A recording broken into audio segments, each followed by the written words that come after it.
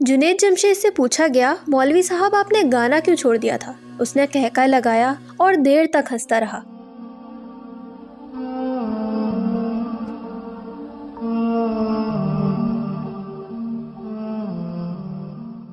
फिर उसने हंसते हंसते जवाब दिया, यार तुमने मुझे जिस अंदाज से मौलवी साहब कहा मैं वो एंजॉय कर रहा हूँ, तुम मुझे एंजॉय करने दो। फिर बोला, गाने ने मुझे इज्जत दी, शोहरत दी, पैसा दिया, अगर कुछ नहीं दिया तो वो था सुकून। सुकून मुझे मौलवी साहब बनकर मिला, और जब मुझे ये मिल गया तो मुझे पता चला कि सुकून दुनिया की सबसे बड़ी नेमत होता है। पैसा, इज्जत, शोहरत तीनों मिलकर भी इसका मुकाबला नहीं कर सकते।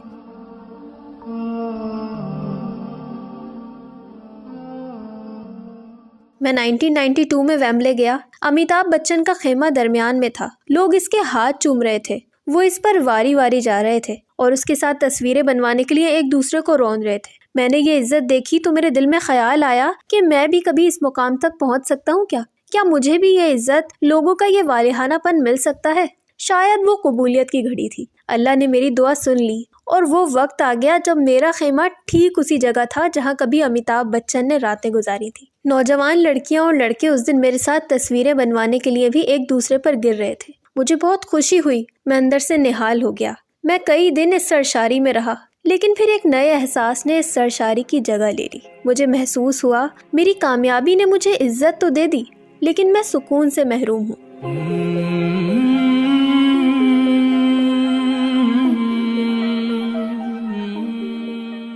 इसका कहना था कि मैं इसके बाद भी गाना गाता रहा। लोग मेरा गाना सुनते थे, झूमते थे और मुझे चूमते थे। दिल दिल पाकिस्तान और सांवली सलोनी सी महबूबा मेरी पहचान बन गया। मैं जहाँ जाता था लोग मुझसे फरमाइश करते थे, जे सांवली सलोनी हो जाए। लेकिन मैं अब इज्जत के साथ साथ सुकून की भी तलाश कर रहा था।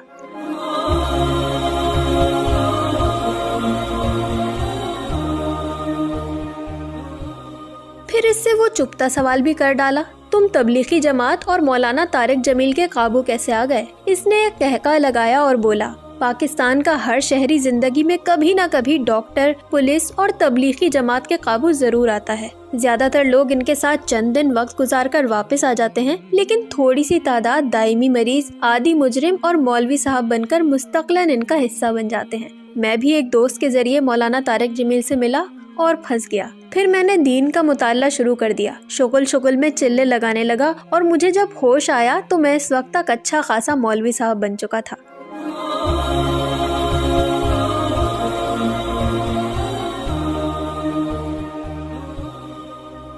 मैंने भागने की एक आध ट्राई की थी, मैंने गाना छोड़ दिया था, लेकिन फिर अचानक एहसास हुआ, जुनैद जमशेद तुम खाओगे कहाँ से? तुम्हें इसके अलावा कोई काम भी नहीं आता। गाना मेरी जिंदगी भी था। मुझे महसूस होता था मैंने अगर ये बंद कर दिया तो मुझसे मेरी जिंदगी छिन जाएगी। चुनाचे मैंने शेव की और अपनी दुनिया में वापस आ गया।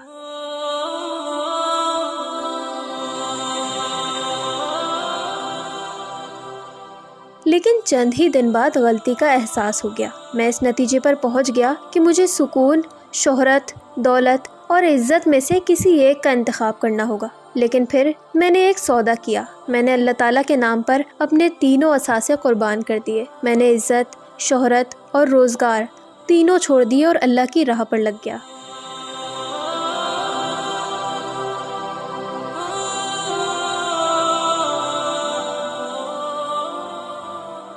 मैंने अल्लाह ताला के रास्ते में लाखों रुपए की कुर्बानी दी थी। रब की ज़ात ने मुझे करोड़ों से नवाज दिया।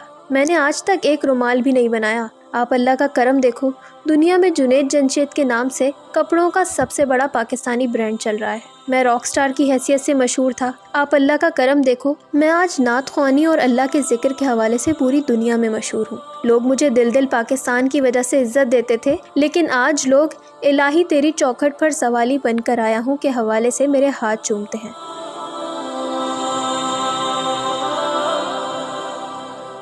उस वक्त मेरे सामने दो जुनैद जमशेद मौजूद थे, एक इसके माजी की सूरत में और एक सामने मुजस्सिम शक्ल में। ये फैसला करना मुश्किल हो रहा था कि इनमें से सच कौन बोल रहा है। इस फैसले को अगली मुलाकात पर मौखर करते हुए हमने बात अधूरी छोड़ दी। फिर 7 दिसंबर 2016 को एक एयर क्रैश में जुनैद जमशेद की शहादत की खबर सुनी, जिससे पूरा मुल्क सोग में डूब गया।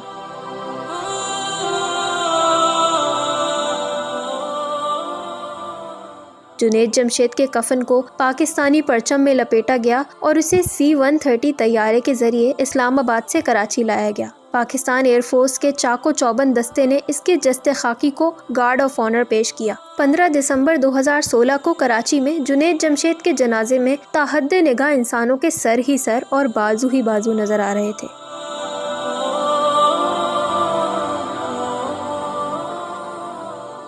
اس سے ثابت ہوا کہ یہ اعزاز کسی گلوکار کو نہیں بلکہ عاشق رسول صلی اللہ علیہ وسلم اور ایک مومن مسلمان کے حصے میں آیا ہے۔